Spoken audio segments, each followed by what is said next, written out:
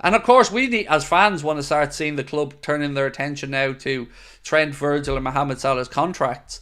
Paul Joyce has been writing about this, and he said, and this is a quote from him in his piece, he said about Mohamed Salah, he was not thinking about his deal ending. 5 days later, his decision to reveal that talks had yet to begin in earnest was as deliberate as the finish he steered from Dominic Szoboszlai's pass beyond Andre Onana.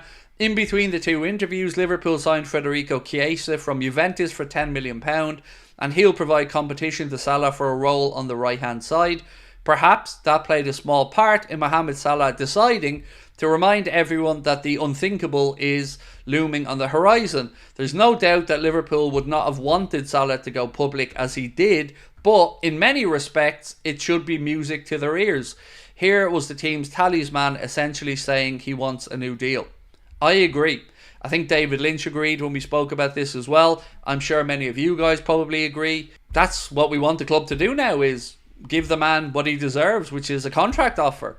You know, we'll all have our own thoughts on what that contract offer may entail, but I have to get down talking with him and see if this is viable, because right now he looks as sharp as a tack, and we need to make sure he stays. Heard anything about Salah's contract? No, nothing yet, mate. I think from what people are writing anyway, the journalist side of this, it looks like that Liverpool will address these issues over the coming months, or what's being described.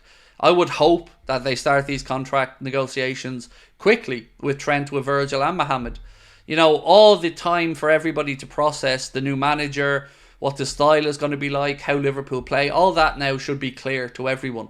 So Trent, Virgil, Mohamed should know the direction Liverpool are headed in with the squad that they have.